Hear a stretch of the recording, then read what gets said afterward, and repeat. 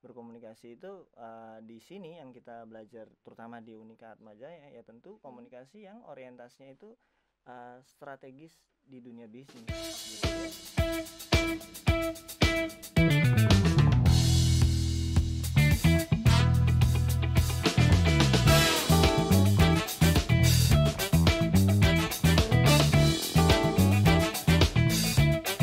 Oke, bagaimana nih Bapak dan Kakak, gimana kabarnya hari ini?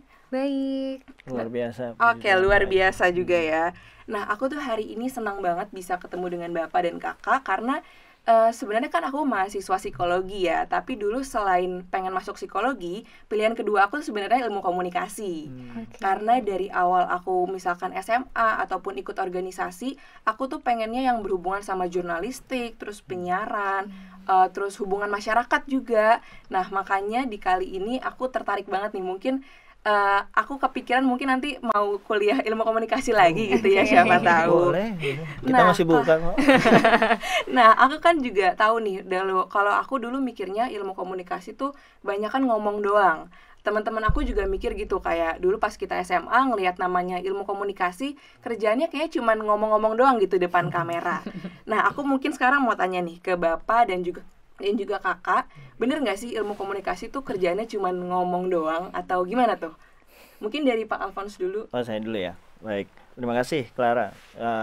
Dimulai dengan sebuah pernyataan yang unik ya, bahwa banyak orang mengira ilmu komunikasi itu hanya sekedar berbicara gitu ya. Padahal sebetulnya ilmu komunikasi jauh lebih daripada itu. Kalau tadi Anda bilang hanya sekedar bicara depan kamera, zaman saya dulu kuliah lebih parah.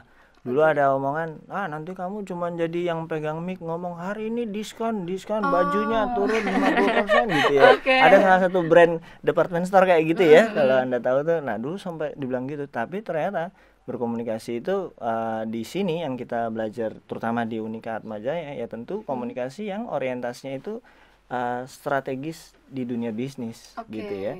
Dan bahkan untuk kehidupan sehari-hari pun ya berkomunikasi itu ternyata juga tidak mudah ya gitu. Misalkan kita bayangkan saja, misalkan kita seorang Anda psikologi ya, mungkin HRD ya di sebuah perusahaan.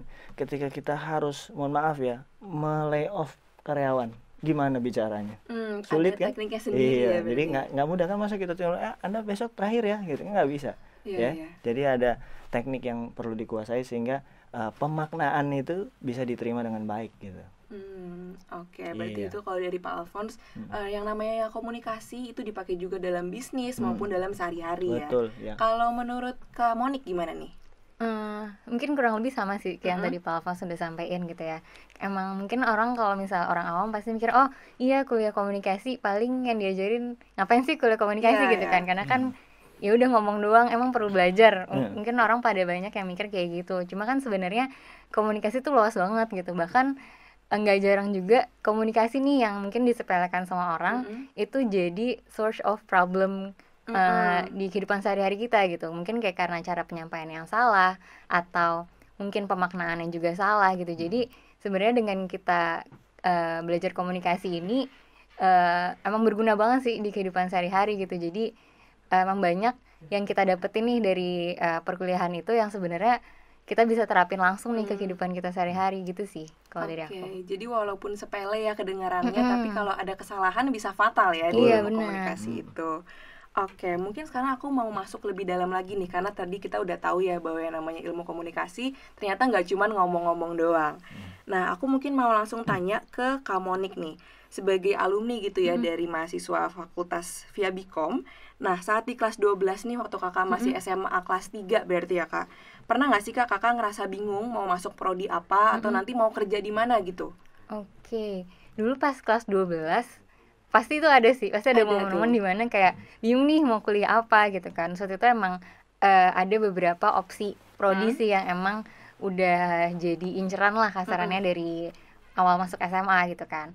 Waktu itu aku ngambilnya IPS juga, jadi kebetulan incerannya juga yang bidangnya sesuai gitu. Itu tuh pilihannya either politik, hukum, atau komunikasi gitu. Cuman akhirnya setelah mendekati lulus makin mengerucutnya ke komunikasi nih gitu, karena aku kayak pengen belajar dari jurnalistiknya juga gitu.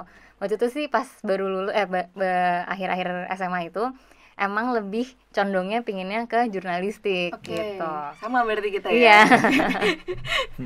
Karena mungkin yang lebih sering dilihat secara kasat yang jelasnya kan jurnalistik kan gitu. Mungkin kalau misalnya kayak praktisi markom atau korkom kan mungkin kita nggak ngelihat yang secara jelas gitu kan. Cuma kan kalau jurnalistik kan kita bisa lihat lebih mudah lah gitu di sehari-hari kita kan gitu. Oke, berarti tadi kakak akhirnya memutuskan untuk masuk ke ilmu komunikasi nih setelah berbagai pertimbangan dan tertariknya tuh di bidang penyiaran ya sebenarnya. Iya, Nah, terus ketika masuk, gimana sih cara kakak menentukan minat jurusan kakak, terus karir kedepannya tuh mau kayak gimana gitu? Oke, nah waktu itu mungkin pas yang S1 pas di Atma, aku ngambilnya Korkom waktu itu peminatannya. Korkom itu berarti corporate communication ya kan? Corporate communication, jadi lebih mungkin kalau ke kerjaannya mungkin lebih ke PR ya gitu. Cuman ternyata seiring berjalannya waktu nih kan pas kita awal-awal masuk itu kan pasti kita nggak cuma belajar korkom juga korkom aja, tapi kayak markomnya juga kita dapat, terus mungkin medianya juga kita dapat gitu. Nah ternyata setelah dipelajari semuanya, ternyata lebih condongnya ke markom gitu. Makanya kerjaannya juga lebih ke markom. Terus pas S2-nya akhirnya aku mutusinnya buat fokusin ke markom gitu. Jadi memutuskan untuk fokus ke marketing communication gitu ya Kak. Nah mungkin kita tarik lagi ke belakang sebelum kakak tadi milih kampus nih. Tadi kan udah tahu mau masuk ilmu komunikasi. Tapi kenapa memutuskan untuk kuliah di Unika Atmajaya nih Kak? Oke, nah untuk kebetulan waktu itu Atma juga ada kerjasama nih sama sekolahku. Karena kan aku di sekolah swasta di Jakarta. Waktu itu ada program kayak beasiswa gitulah untuk masuk ke Atmanya. Terus emang udah tahu juga track record Atma seperti apa, karena ada beberapa keluarga yang juga dulu dari Atma gitu. Nah jadi itu sih yang bikin aku kayak oke deh mau kuliah di Atma gitu. Mungkin tadi satu dari track recordnya, terus mungkin dari locationnya juga ya, maksudnya nggak menutup ini juga karena pasti kan orang juga nyari kuliah yang pinginnya lokasinya strategis gitu. Nah kebetulan nih Atma bisa mengakomodir semuanya nih gitu. Jadi yaudah akhirnya aku ngambil yang dari beasiswa dari sekolah itu untuk lanjutin di Atma gitu. Oke, berarti karena track record dari keluarga juga banyak yang alumni Atmajaya, terus karena lokasinya juga strategis ya Kak. Berarti kakak dulu di kampus Semanggi. Betul, baik. Oke, sekarang tadi kan kita udah tanya ke sebagai alumninya nih. Mungkin sekarang aku mau move ke Pak Alphonse sebagai dosen di ilmu komunikasi. Menurut Pak Alphonse, kenapa sih anak SMA yang baru lulus itu sebaiknya mempertimbangkan untuk masuk prodi ilmu komunikasi? Atau mungkin dijelaskan peluang kerjanya di ilmu komunikasi itu seperti apa sih Pak? Oke, baik. Saya kira saya mau ditanya waktu kelas 12 bingung juga nggak gitu. Oh ya, kenapa siswa sekolah sebaiknya mengambil prodi ini gitu ya? Kalau menurut saya itu melihat ke prospek peluang kerjanya. Karena industri sekarang itu kan sangat bergerak di industri kreatif ya. Dengan adanya berbagai macam sarana multimedia ini gitu. Sekarang lebih jelas lagi kelihatan yang disebut praktisi komunikasi itu dilewat berbagai media yang ada sekarang, media digital, itu makin kelihatan profesinya. Mungkin di masa Monik sekolah dulu tadi dia cerita kalau kayak PR, markom itu nggak kelihatan gitu ya. Jurnalis kelihatan, jadi penyiar TV seperti Clara gini dan sebagainya kelihatan tuh. Makanya media dulu rame gitu ya istilahnya peminatannya. Nah kalau sekarang kan semua orang sudah bisa bikin konten gitu ya, sebagai content creator, dan bahkan awalnya dari sebagai content creator individual, dia kemudian karena followersnya banyak, engagement tinggi, dan akhirnya di endorse oleh brand tertentu. Nah itu kan sebenarnya butuh keterampilan dalam berkomunikasi ya, membuat pesan komunikasi yang efektif untuk kalau konteksnya marketing communications berarti untuk mempromosikan sebuah merek, sebuah produk gitu. Sehingga kalau kembali menjawab pertanyaan itu, kenapa prodi ilmu komunikasi layak dipertimbangkan ya untuk siswa sekolah? Karena peluang kerjanya di dunia industri yang sekarang sudah serba kreatif dan digital ini itu sangat menjanjikan gitu ya. Dan itu keterampilan ilmu komunikasi dibutuhkan lah untuk hal-hal seperti itu. Kira-kira Oke. itu, Para. Oke, mungkin banyak juga teman-teman di rumah nih yang mikir kalau namanya ilmu komunikasi mah mungkin bisa belajar secara otodidak gitu ya. Tapi ternyata ada juga program studinya yang bisa ngajarin secara komprehensif gitu Betul, ya. secara profesional ya. Nah, kalau di Prodi Ilmu Komunikasi sendiri di Unika Atmajaya itu kan kita belajar tentang berbagai bidang ya Pak ya. Bisa dijelaskan Kak Pak lebih lanjut mengenai bidang-bidang nih yang ada dalam Prodi Ilmu Komunikasi Atmajaya? Baik, iya. Jadi di Prodi Ilmu Komunikasi Unika Atmajaya ini ada 3 area peminatannya. Oke, ada Kita 3. menyebutnya peminatan, dan salah satunya tadi yang Monik sebut itu yaitu peminatan komunikasi pemasaran atau marketing communications. Kemudian ada lagi yang kedua itu area atau peminatan di corporate communications, komunikasi korporasi. Dan yang ketiga itu peminatannya media and communication, media dan komunikasi ya. Jadi kalau marketing communications kita tahu itu pasti berurusan dengan brand ya, pengelolaan brand, manajemen brand dan seterusnya. Kemudian kalau komunikasi korporasi atau corporate communications itu orang mungkin lebih sering mendengar profesi public relations, kemudian media relations ada di situ ya, itu praktisi-praktisi di bidang itu. Bahkan mungkin yang kalau sekarang tren juga praktisi di bidang atau ahli di bidang corporate social responsibility CSR itu di areanya corporate communications.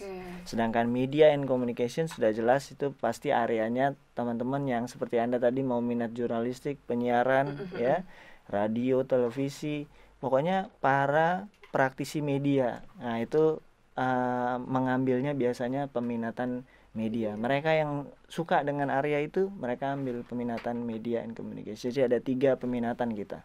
Oke, nah kalau di Unika Atmajaya itu sendiri, peminatan ini dipilih ini pas kapan nih Pak? Itu dipilihnya menurut kurikulum yang sekarang ya, karena sebentar lagi akan ada kurikulum baru. Kalau menurut kurikulum yang sekarang sedang berjalan dan berlaku ini, dipilih oleh mahasiswa di semester 5.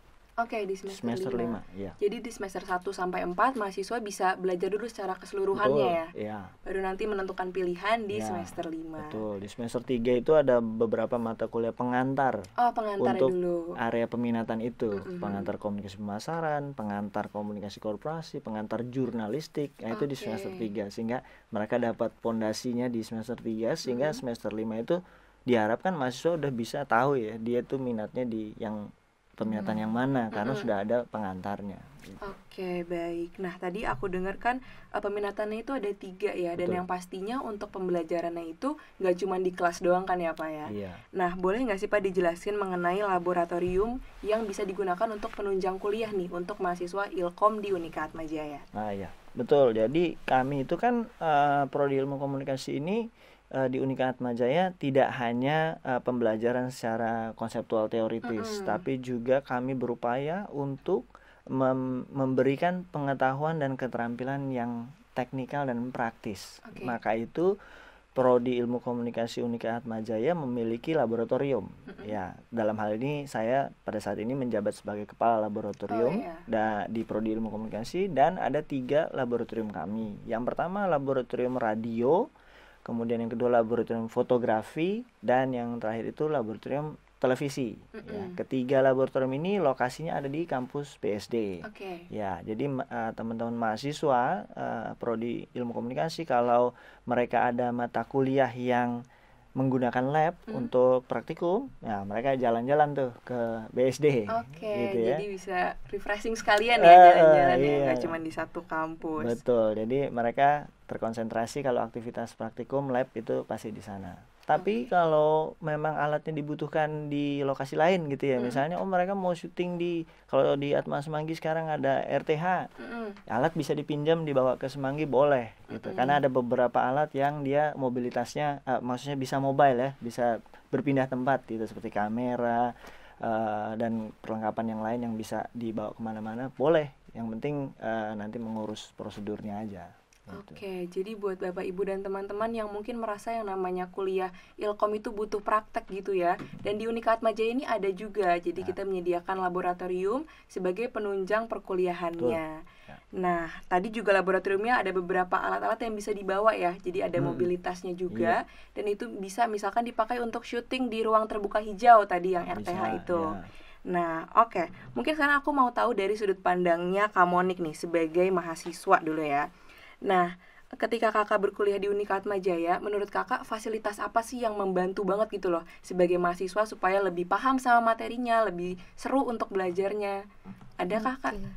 Mungkin kalau pas aku kuliah dulu, kebetulan kan untuk lab-lab yang tadi Pak Alfons sudah sebutin itu baru jadi dan baru bisa dipakai itu setelah aku lulus. Oke. Jadi pas di akhir-akhir tahun aku kuliah, itu labnya udah jadi. Oke. Jadi kita sempat cobain beberapa, cuman emang belum yang kita pakai untuk mata kuliah itu sendiri gitu. Jadi kalau dulu pas zaman aku kuliah, yang lebih menunjangnya lebih ke activity di mata kuliah itu masing-masing sih. Jadi kayak misalnya mungkin kalau dulu tuh kita ada banyak kan kayak misalnya presentasi kelompok kayak gitu-gitu yang kayak mengharuskan kita harus research, dan atau misalnya kayak dulu tuh ada yang kayak kita satu mata kuliah yang kayak kita tuh harus develop seolah kita akan develop satu brand nih gitu. Nah itu nanti kita ada pamerannya, jadi lebih yang kayak praktek kayak gitu sih kalau pas zaman aku gitu. Jadi seolah kan kita akan bikin satu brand, ada pamerannya, jadi kayak gimana kita bisa bikin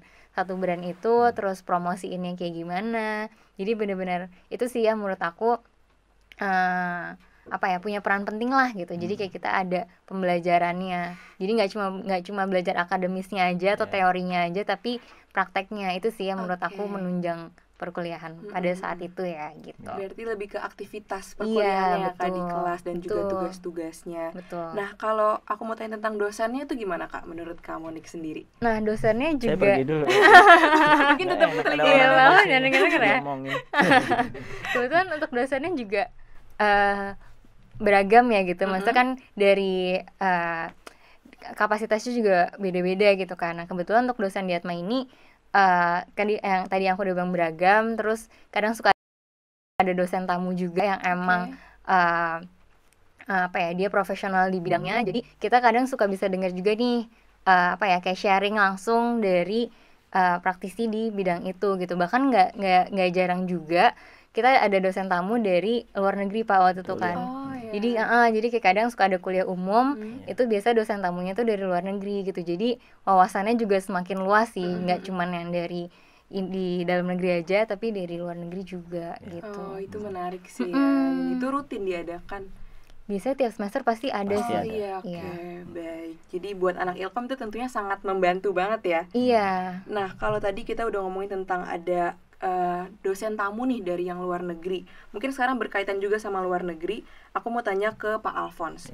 Nah, apakah ada kerjasama Pak antara Prodi Ilmu Komunikasi dengan universitas di luar negeri terkait dengan student exchange gitu? Oh iya, ada. Jadi memang kita kan berusaha untuk pembelajaran itu orientasinya luas ya. Artinya bukan hanya belajar secara lingkup nasional tapi juga internasional ya, mancanegara. Maka itu kita memang ada kerjasama gitu ya dengan dua universitas sejauh ini yang paling sering ya kita lakukan dari masanya Monik dulu berkuliah sampai sekarang. Itu salah satunya ya dengan Westphalian University di kota Gelsenkirchen di Jerman. Oke, Jerman. Ya, itu yang sudah cukup lama kerjasama dengan kami, dan kami sudah sering melakukan pertukaran pelajar juga ya dengan mereka gitu ya, baik mahasiswa kita yang ke sana maupun yang dari Westphalian itu datang kemari gitu. Aku sering lihat tuh ada bule-bule di di kelas gitu ya, ada Melayu-Melayu ada yang bule gitu ya. Nah itu salah satunya mereka itu. Dan kemudian di 2 tahun terakhir ini ya kami juga mulai menjalin kerjasama itu dengan Le Havre University itu dari Prancis, dari kota Le Havre ya. Dari Prancis itu juga sudah mulai ada pertukaran pelajarnya ya. Saya juga pernah mengalami kelas yang di dalamnya itu ada 3 orang mahasiswa dari Le Havre gitu ya. Itu suatu pengalaman yang unik gitu ya. Mahasiswa juga jadi bisa ada interaksi interaksi. Dan waktu itu mata kuliahnya komunikasi antar budaya, jadi pas banget lah ya, kan dia punya budaya yang berbeda, saling belajar. Jadi ada tuh pengalaman interaksi antar budayanya mereka dapat gitu ya, dan kita juga dapat hal-hal paradigma baru yang ada di luar sana gitu ya. Nah itu dua yang kita sekarang jalin kerjasama. Bahkan dari sisi dosennya pun juga ngerasa mengajari anak yang dari luar negeri itu juga berkesan gitu ya. Berkesan, Gimana dari mahasiswanya ya. Apalagi harus pakai bahasa Inggris kan. Wah, berarti kalau berkesan gitu banget kelasnya tuh. full bahasa Inggris ya Pak ya. Harus, Oke. iya, karena kalau enggak dia nggak ngerti si anak itu kan yang dari luar itu gitu. Nah, makanya mahasiswa Atmajayanya pun juga mesti punya kompetensi berbahasa Inggris ya gitu. Kalau enggak ngangong-ngangong di kelas Bener. gitu. Nah, kalau tadi kan ada yang dari Jerman dan Prancis berarti ya kerjasamanya ya Pak. Aku juga pengen kasih tahu nih ke Bapak Ibu dan teman-teman semua bahwa Unika Atmajaya itu juga punya namanya International Office. Oh, iya. Jadi buat teman-teman nanti yang berkuliah sebagai mahasiswa di Unika Atmajaya, lalu pengen nyobain yang namanya Student Exchange ya Pak. Terus itu bisa banget di International Office itu nanti akan dibantu proses seleksinya, terus juga program-programnya akan diwadahi dengan Unika Atmajaya Iya. gitu. Nonton di PDKT episode berapa tuh kan tuh International ya? Office ya. Saya kan Oke. ngikutin acara ini. Oke, Bapak penonton setia PDKT Iya, ya berarti ya. Nah, mungkin sekarang aku mau tanya ke Kak Monik dulu kali ya. Nah, sebagai mahasiswa di Prodi Ilmu Komunikasi waktu itu, ada nggak sih Kak pengalaman seru selama Kakak berkuliah, entah itu organisasi atau di kelas atau terserah Kakak deh, apapun yang seru di Unika Atmajaya. Oke.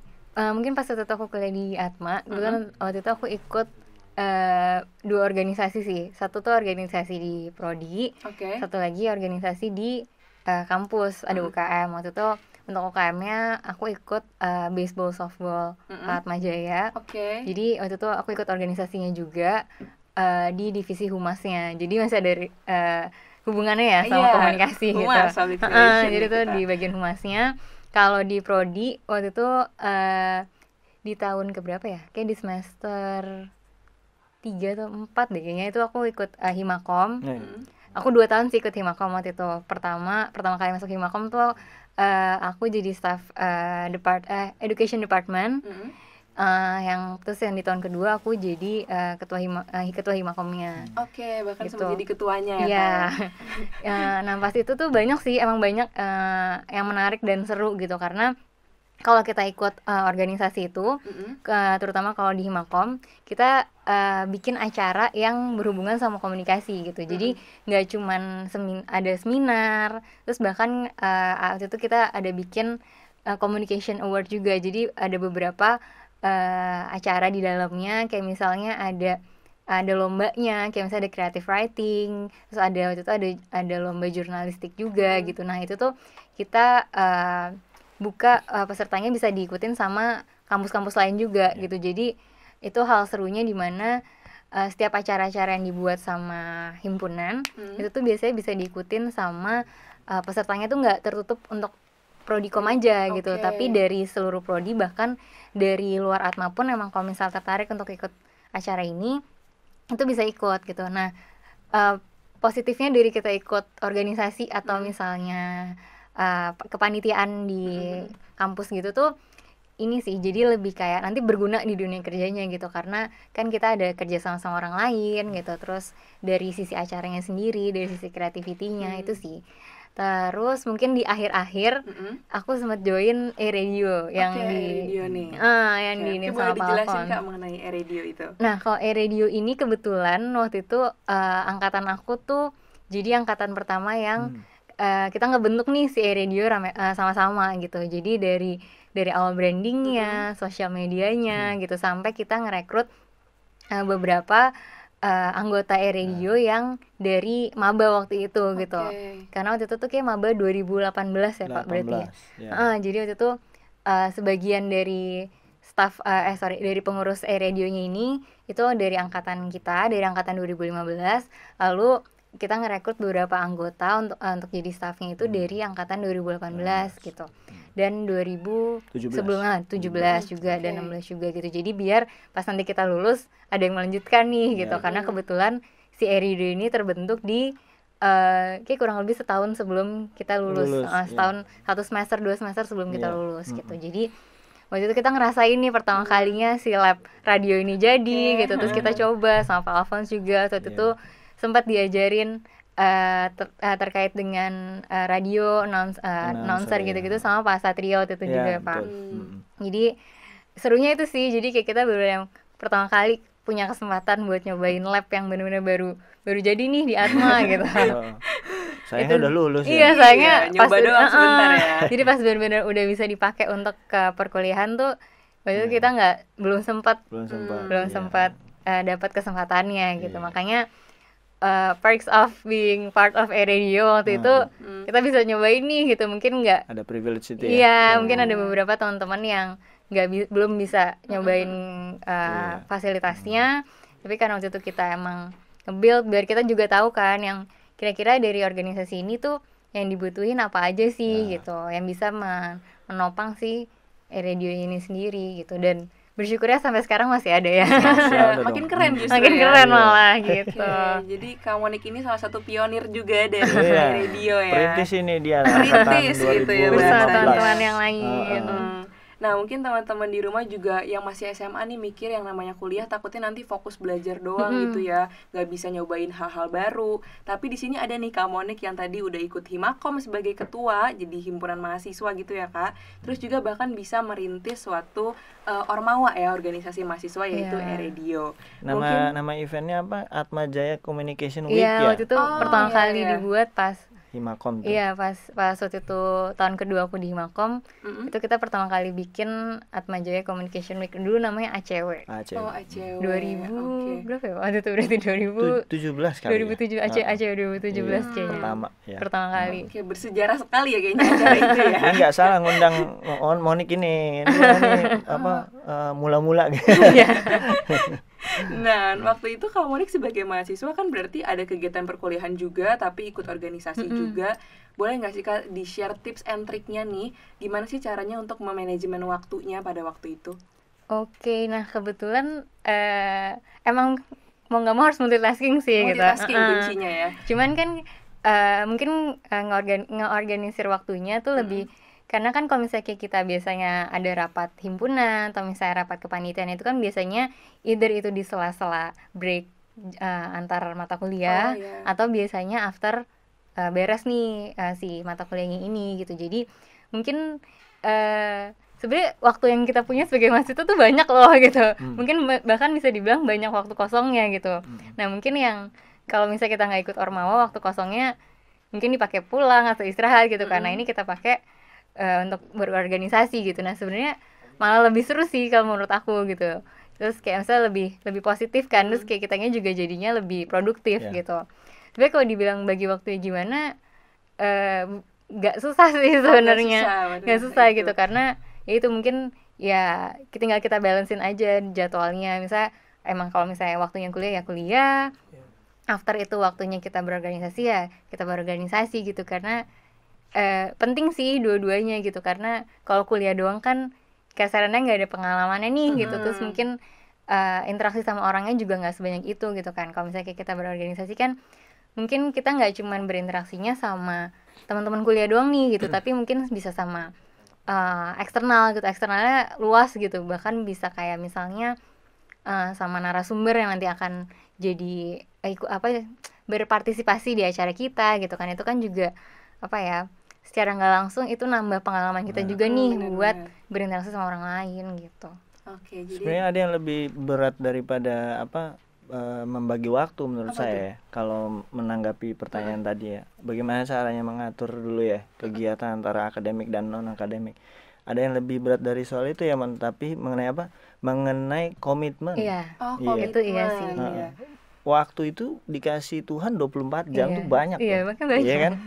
Iya kan? Dan sama rata ya semua orang iya. 24 Waktu jam. aktif orang tuh 8 sampai 12 jam lah gitu ya, katakan gitu ya. Tapi kalau Anda perhatiin ada orang sibuk banget sampai nggak bisa jawab chat itu sebenarnya bukan permasalahan waktunya nggak ada gitu, atau dia sangat sibuk sekali, tapi soal komitmen.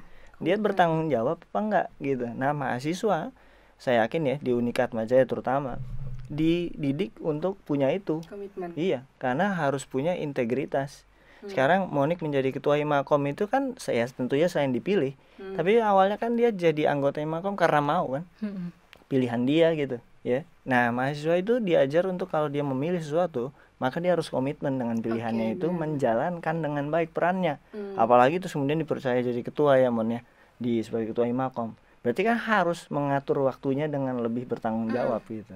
Kadang ada orang yang nggak punya integritas itu, dia mau pilih itu, tapi terus kemudian nggak ada komitmennya, sehingga dengan alasan, oh saya sibuk ada ini, saya sibuk ada itu, padahal sebenarnya dianya yang tidak berkomitmen. Jadi di atas membagi waktu itu di komitmennya itu. Kalau nggak ada komitmen, nggak akan bisa bagi waktu orang itu, ya kan? Yang pertama Betul. komitmennya dulu Pasti ya. itu, saya cukup yakin itu, dan ya Monik salah satu contohnya lah gitu menurut saya. Ya, sorry ya saya nambahin. Makasih, Pak. Baik. Jadi kuncinya di take notes ya teman-teman, kuncinya satu komitmen, baru kita bisa membagi waktunya Iya. itu ya. Baik, nah terus tadi kan kita udah bahas mengenai kehidupan perkuliahannya tuh, mengenai dosen-dosennya, terus juga tugas-tugas, dan juga tadi tentang organisasi yang Kak Monik sempat ikuti. Mungkin sekarang aku mau tanya terkait magang nih, kan salah satu hal yang paling penting di kuliah juga ada magang ya. Betul. Mungkin aku akan tanya ke Pak Alphonse dulu. Nah, menurut Pak Alphonse, seberapa besar sih peluang bagi mahasiswa Ilkom Atmajaya untuk magang? Ya, magang ini kalau ditanya peluangnya besar sekali. Apalagi sekarang ada program dari pemerintah ya, MBKM, Merdeka Belajar Kurikulum Merdeka. Itu memungkinkan mahasiswa untuk bisa memperoleh konversi SKS dari kegiatan eksternal di luar kampus. Dalam hal ini salah satunya lewat wujud kegiatan magang. Iya, gitu. Meskipun perlu saya informasikan kalau di Prodi Ilmu Komunikasi Unika Atmajaya ini magang itu bukan mata kuliah wajib ya, bukan program wajib kalau di Prodi Ilmu Komunikasi Unika Atmajaya. Namun mahasiswa tetap bisa mengambil magang ini, dan peminatnya juga jadi semakin banyak. Saya lihat trennya karena pemerintah memfasilitasi tadi dengan program konversi SKS MBKM, sehingga nih seorang mahasiswa misalkan dia ada peluang magang gitu ya di sebuah perusahaan di luar, misalkan menjadi seorang public relations gitu ya di perusahaan apa gitu, kemudian dia melihat job description-nya itu cocok dengan mata kuliah yang akan dia ambil di semester depan itu misalnya gitu. Nah, kumpulan mata kuliah ini nggak cuma satu loh, bisa lebih, bahkan bisa sampai 20 SKS. Kalau cocok dengan job description dia di tempat magangnya nanti, itu bisa diikut sertakan ke program MBKM itu, dan kemudian dikonversi SKS-nya melalui kegiatan magangnya. Ya, jadi dia ini nanti outputnya adalah membuat proposal dan laporan pelaksanaan magangnya yang berorientasi pada mata kuliah itu. Jadi sebenarnya dia ini tidak wajib ikut kelasnya lagi gitu ya, kelas yang rutin itu, tapi tetap diperbolehkan ikut gitu ya, karena kan perlu dapat materi juga ya gitu. Tapi nggak perlu selalu hadir karena kan dia juga harus magang gitu. Tapi teori dan konsep yang dia dapat di mata kuliah ini itu harus bisa dikaitkan dengan kegiatan magangnya dia ini gitu. Jadi dengan adanya program MBKM ini, kembali ke pertanyaannya, magang itu menjadi sesuatu yang diminati sekarang ini oleh mahasiswa, karena lumayan dalam satu kegiatan magang bisa mengonversi sampai 6-7 mata kuliah ya, dan itu mungkin di masa Monik belum ada. Gitu ya, itu baru belakangan ini ya, 1-2 tahun terakhir ini gitu. Dan magang ini juga sebuah fenomena yang tadi sempat kita ngobrol ya di luar siaran ini, sesuatu yang membuat orang FOMO kan. Benar. Iya, kalau udah denger kawannya lagi magang situ, gue belum magang lagi, insecure. insecure ya kan? Insecure nih, kayaknya hidup gue nggak produktif gitu ya, anak sekarang kan gitu ya. Jadi magang ini selain karena fenomenanya pun sudah terbentuk kayak gitu di generasi yang sekarang, ditambah lagi pemerintah mendukung lewat program seperti itu, makinlah diminati kegiatan magang ini gitu, Clara. Oke, baik. Tadi aku dengar dari Pak Alphonse bilang waktu zamannya Kak Monik itu belum ada ya program yang magang merdeka ini ya? Belum. Oke, jadi kalau gitu Kak Monik sempat magang atau gimana nih? Waktu itu aku sempat magang, tapi aku nggak ngambil SKS-nya. Oke, jadi tidak dikonversi ya? Iya, jadi nggak dikonversi gitu. Jadi waktu itu magang sendiri, terus itu kayak barengan sama skripsi juga gitu, karena waktu itu opsinya gitu sih, maksudnya kayak bisa ngambil SKS magang atau bisa sambil skripsi juga gitu. Nah, waktu itu aku milihnya aku nggak ngambil SKS-nya, tapi aku tetap magang. barengan sama skripsi gitu. Oke, jadi tujuannya apa tuh Kak? Kenapa milih kayak gitu? Biar cepat lulus sih sebenarnya. Oke. Karena waktu itu kan kebetulan kalau di komunikasi kita bisa nih lulus nggak harus 4 tahun gitu. Jadi kalau misalnya emang kita udah memenuhi SKS yang wajib di 3,5 tahun, itu kita boleh aja gitu. Nah kebetulan itu aku mau ngincar biar bisa lulus 3,5 tahun. Oke. Maka dapat cincin emas. Iya, betul, dia dapat cincin emas. Nanti kita tanya-tanya tentang itu.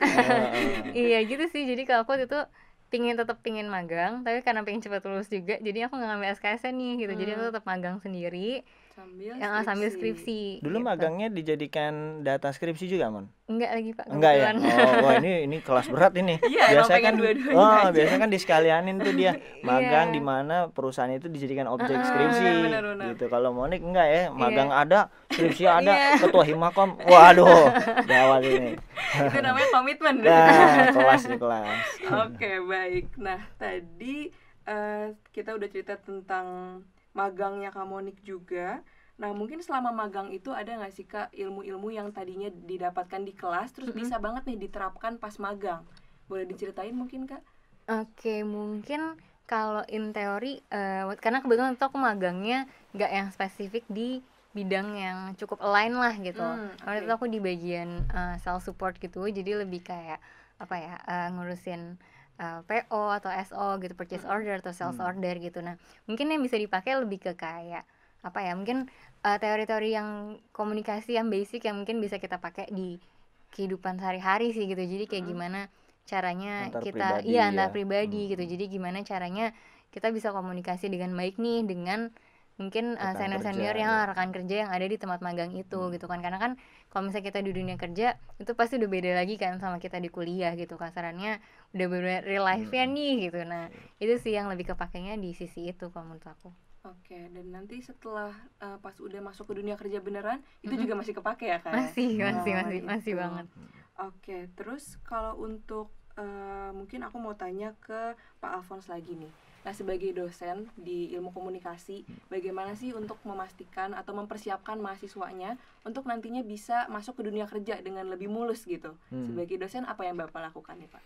Kalau saya itu biasanya kalau di kelas yang saya ajarkan gitu ya, karena tadi ya visi dari program studi ilmu komunikasi Unika Atmaja ini kan ingin membentuk lulusan ya yang memiliki keterampilan di bidang disiplin ilmu komunikasi yang orientasinya itu pada strategis bisnis. Artinya mereka ini diharapkan di dunia kerja itu bisa optimal gitu ya, performanya bisa digunakan oleh industri gitu kan. Itu yang dimaksud dengan orientasi secara bisnis strategik gitu. Maka di setiap mata kuliah itu kami para pengajar, tidak terkhusus saya gitu ya, kami selalu berupaya untuk memberikan studi-studi kasus ya, contoh-contoh pembelajaran yang sifatnya terkini gitu. Dan misalnya contoh peminatan marketing communications ya, yang kebetulan area saya selalu menggunakan brand yang sedang hebat sekarang gitu ya, yang awareness-nya lagi tinggi ya, image-nya baik gitu ya. Boleh nyebut brand nggak sih di sini? Saya nggak tahu. Boleh ya. Kah? Boleh lah ya. Nggak boleh. Oke ya. Terima kasih produser. Gitu. Hampir aja gitu. Tapi saya mau kasih contoh aja. Misalnya saya sering bahas itu ada salah satu strategi di marketing communications itu, brand itu harus bisa melakukan 360 degree ya. Jadi dia itu harus muncul di mana-mana gitu ya. Sebisa mungkin muncul di mana-mana. Ada tuh salah satu brand produk es krim kayaknya tuh warna merah. Katanya pemakan ruko mati. Pemakan ruko kosong gitu. Ada ruko kosong dia makan. Dia buka di situ ya kan. Peminat yang ngantri gitu kan. Itu kan bagian dari strategi 360 degree branding. Ya memang mahasiswa tetap harus membaca referensi ya, pengertian definitif apa konseptualnya. Tapi ketika kita berikan satu contoh itu, oh iya ini ya 360 degree branding. Dan itu yang kami lakukan salah satunya itu.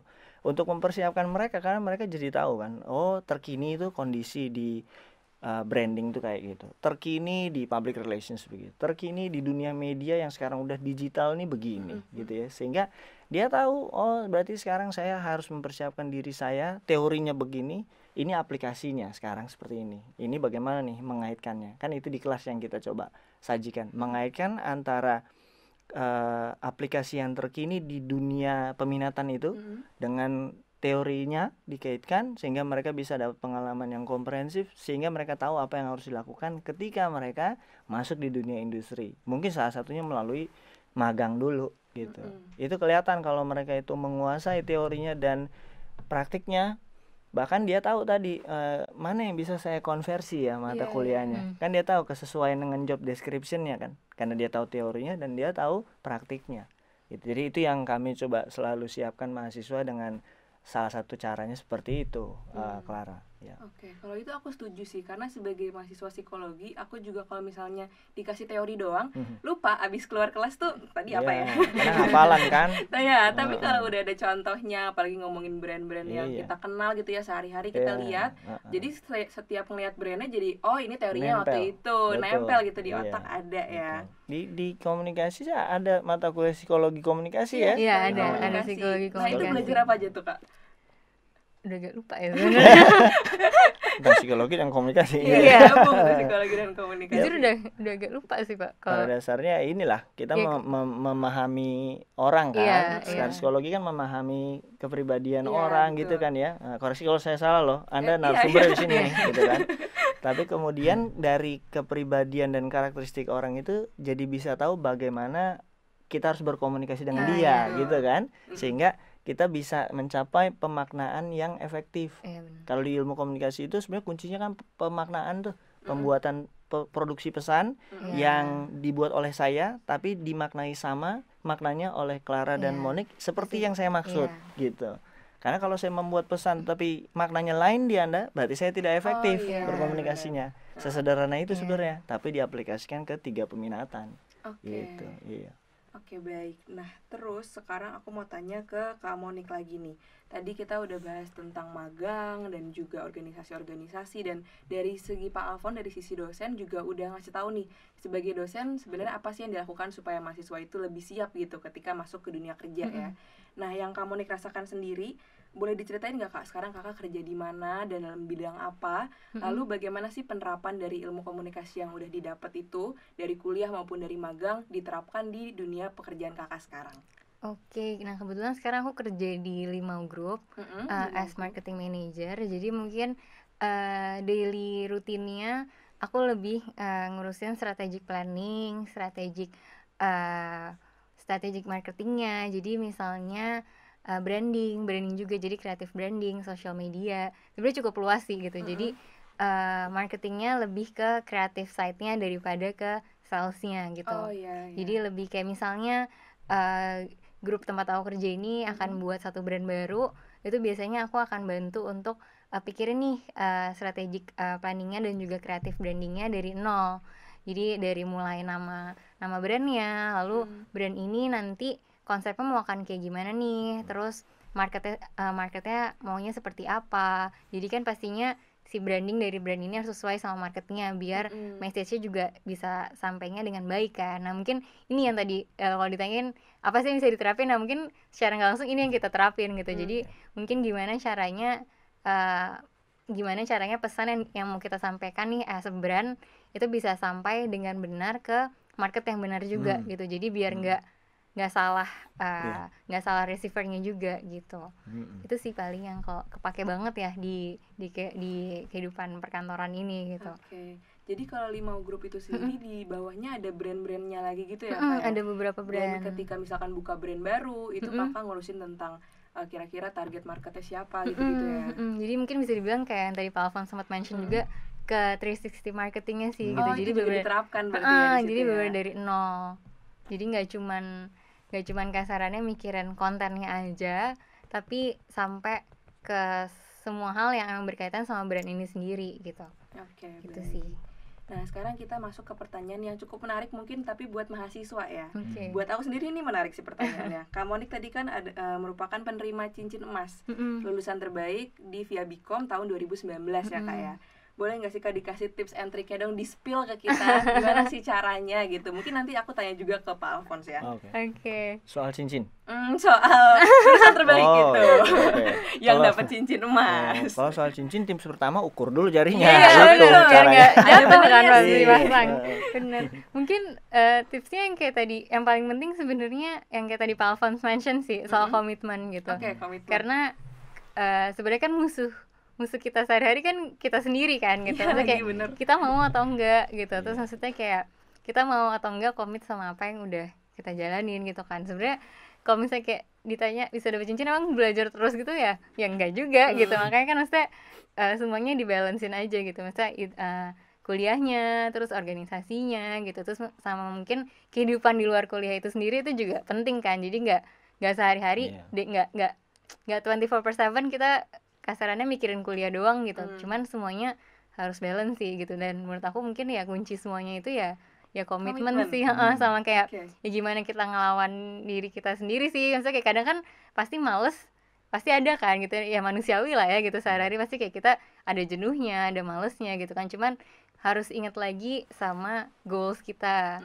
goals yang kita punya apa sih gitu. Nah itu sih yang biasanya bakal kayak oh iya oke, nggak boleh males Oke. nih gitu. Berarti balik ke komitmen Balik lagi ke komitmen ya. sih sebenarnya kuncinya Oke. itu sih kalau menurut aku. Jadi buat teman-teman mahasiswa yang mungkin ngerasa takutnya kalau misalkan mau ngejar cincin itu cuman boleh belajar doang gitu ya, nggak boleh selama kemana-mana kuliah. gitu. Ternyata Enggak. enggak, ada yang masih aktif, masih magang, Iya, masih organisasi. Dunia tidak hanya berputar di kuliah. Betul. Betul. Iya. Oke, kita catat itu teman-teman.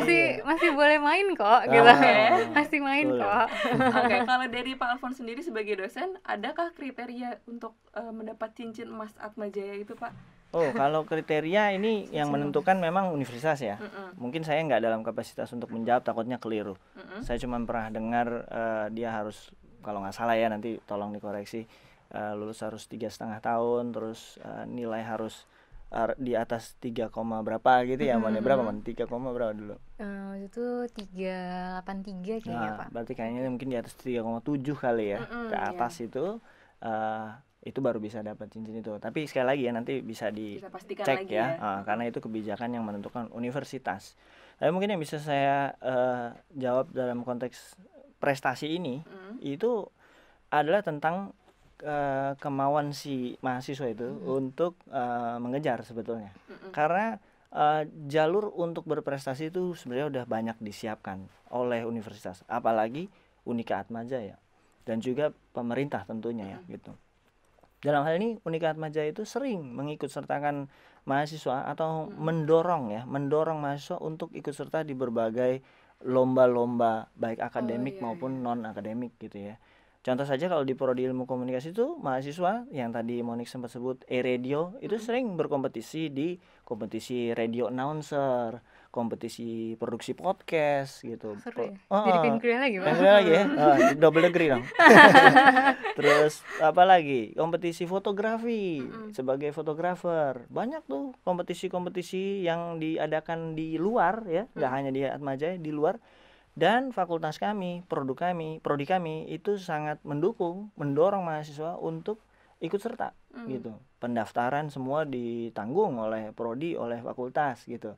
Berarti kan kalau jalur itu sudah ada, sekarang kan mahasiswanya mau nggak ngejar prestasi itu gitu ya.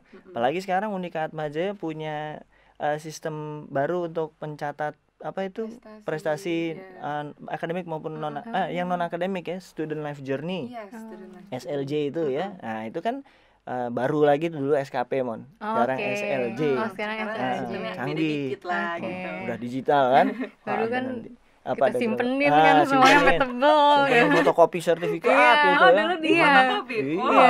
Sampai udah kuning-kuning gitu baru sampai ada yang bolong-bolong kadang-kadang kan orang-orang. Dengan digitalisasi sekarang dia pakai aplikasi ya, pakai aplikasi SLJ ya namanya. Nah, itu kan SLJ itu sebenarnya kan mau memfasilitasi mahasiswa supaya dia ini mengejar tuh prestasi itu, karena udah dikasih tahu kan skor-skornya itu kan pilarnya juga ya, macam-macam pilar ya. 9 ya kalau nggak salah ya. Pilar 1 kalau ikut ini dapat skor ini gitu. Jadi tinggal mahasiswa nih sekarang mau memanfaatkan jalur yang ada atau enggak.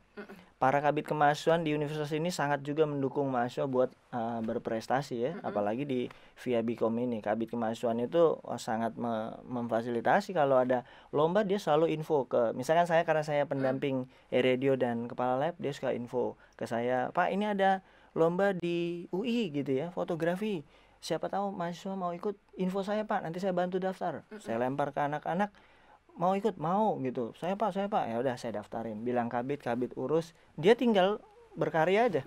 Benar-benar. Jadi segala sesuatunya udah ada jalur, udah didukung oleh universitas, fakultas dan prodi di Unika Atmajaya ini, tinggal mahasiswanya punya kemauan atau enggak gitu ya. Termasuk juga tentunya yang kaitan dengan cincin tadi ya, itu tinggal mahasiswanya mau enggak dapat itu gitu kan. Gitu. Baru yang kedua kemampuannya gitu kan, mau dan mampu. Mampu. Nah iya bener banget, jadi tadi sebagai mahasiswa Unika Atmajaya kita juga punya namanya student life journey ya teman-teman. Jadi buat teman-teman yang nanti jadi mahasiswa, kita tuh didorong memang untuk bersikap proaktif gitu ya. Kita harus belajar jadi pemimpin, harus belajar ikut lomba, ngerasain menang, ngerasain kalah gitu ya Pak ya. Benar.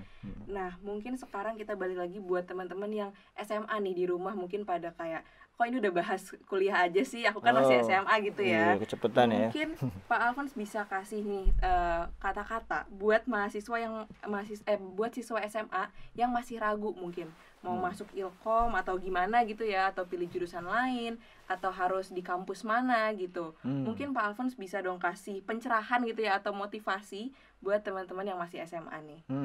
Baik, rekan-rekan siswa SMA yang menonton program ini gitu ya, saya bisa memberikan saran ya gitu. Artinya sekarang ini Anda dalam posisi yang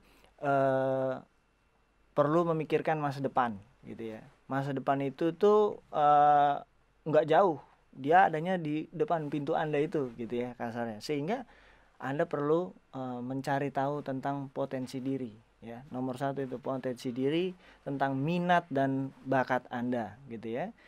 Kalau Anda tahu diri Anda dengan baik gitu ya, saya punya potensi di area apa, minat dan bakat Anda di area apa, maka selanjutnya Anda akan bisa tahu kira-kira untuk melanjutkan pendidikan di tingkat yang lebih tinggi ini, dalam hal ini di perguruan tinggi, maka Anda akan tahu program studi apa, fakultas apa, dan bahkan universitas apa yang akan Anda tuju. Dan tentunya Unika Atmajaya berusaha untuk memfasilitasi potensi Anda, minat Anda, dan bakat Anda itu semua, khususnya di program studi ilmu komunikasi yang kita bahas sepanjang hari ini gitu ya. Sehingga pada akhirnya Anda bisa mendapatkan pengetahuan yang komprehensif, yang lengkap gitu ya, pengetahuan yang mendalam tentang disiplin ilmu komunikasi, sehingga berubahlah paradigma awal yang berpikir cuman ngomong doang ya, dari kecil juga udah bisa ngomong gitu ya. Tapi lebih dari itu, kalau Anda bisa belajar di disiplin ilmu komunikasi di Unika Atmajaya, Anda bisa menjadi profesional di bidang ini gitu ya, yang tadi saya sempat sebut, akan berkarya untuk mendukung industri di luar sana ya, dengan pendekatan yang strategik bisnis gitu. Mungkin itu yang bisa saya sampaikan. Oke, jadi kalau dari Pak Alphonse tadi diibaratkan sebagai ada pintu ya di depan kita ya. Dan kalau aku boleh pesan juga, pintunya diketuk, jangan ditunggu kebuka aja gitu. Harus benar-benar dicari tahu dulu. Kalian yang riset, apalagi sekarang juga udah banyak Google dan lain-lain ya, supaya lebih tahu tentang jurusan, jangan sampai nanti salah jurusan, itu lebih repot lagi. Nah, mungkin kalau dari Kak Monik sendiri ada pesan-pesan buat adik-adik SMA nih di rumah yang sedang menonton? Oke, mungkin buat yang masih bingung gitu, nanti misalnya kayak kuliahnya mau apa, itu mungkin setelah nonton ini jadi ada gambaran, oh kayak pingin nih masuk komunikasi gitu, apalagi terutama di Atma gitu ya. Itu mungkin nggak perlu ragu lagi. Mungkin kalau tadi Pak Alphonse sudah nyampein dari sisi akademisnya gitu, mungkin kalau aku lebih dari sisi experience-nya kali ya gitu, karena selama kuliah di Atma terutama jurusan komunikasi ini tuh aku ngerasain dapet banyak banget pengalaman. Mungkin kalau yang takut mau masuk Atma karena takut susah lulus atau kayak gimana, itu udah terjawab tadi gitu. Maksudnya kayak kita bisa lulus cepat, 3,5 tahun pun kalau misalnya emang kitanya juga mau dan komit, itu bisa. Terus pengalaman yang didapetin juga banyak banget gitu. Kita bisa ikut lomba gitu, karena itu aku juga pernah ikut lomba selama kuliah. Terus organisasinya juga beragam, dan sama organisasi itu juga kita belajar nggak cuma organisasi aja, tapi juga banyak hal-hal yang mungkin nanti kita bisa terapin di dunia kerja. Dan mungkin yang terakhir, after lulus pun tuh kita kadang masih ada apa ya, opportunity yang bisa dikasih ke kita juga gitu. Kayak misalnya waktu itu ada tawaran untuk join di salah satu BUMN gitu, untuk kayak misalnya yang harusnya kita ada beberapa tes yang harus kita lewatin kalau misalnya kita jalur mandiri, tapi mungkin karena kayak kita ada prestasi gitu misalnya selama kita kuliah, itu kita bisa loh kayak direkomendasiin sama kampus dan juga sama prodi untuk kita bisa ikut jalur yang disediain sama BUMN ini khusus untuk kampus gitu. Jadi banyak sih benefitnya menurut aku gitu. Jadi jangan takut lagi jangan bingung lagi dan jangan takut lagi untuk mau masuk ke sini gitu. Karena kesempatannya terbuka lebar ya. Banyak banget gitu sih. Oke, kalau misalnya untuk yang sekarang masih kelas 10 mungkin ataupun kelas 11 gitu ya, ada nggak sih pesan dari Pak Alphonse maupun Kak Monik terkait mereka nih harus ngapain ya kira-kira untuk mempersiapkan perkuliahan gitu, selain mencari tahu lah, tapi dalam segi akademiknya ataupun non-akademik mungkin ada yang perlu teman-teman SMA lakukan nih. Mungkin dari Pak Alphonse dulu. Yang jelas pasti tentunya ini ya, belajar dengan baik ya di sekarang ini. Kelas 11-12 ya. Berarti kelas 2 dan 3 SMA. Iya, betul. Saya suka keder nih kalau masih bingung ya, Pak ya. Berapa sih itu? Gitu. Kan zaman saya nyebutnya 1 2 3 gitu buat ya. Anak SMA lah. SMA yang terutama mau lulus kan ya, mau melanjutkan studi. Ya, pesan saya persiapkan dirinya itu pertama menjaga baik-baik tentunya studi akademiknya. Karena kan nilai itu nanti akan menentukan ya untuk Anda mengambil kuliah gitu, universitas pasti kan ada tes masuk dan sebagainya, dan itu diasah ya melalui pembelajaran akademik gitu.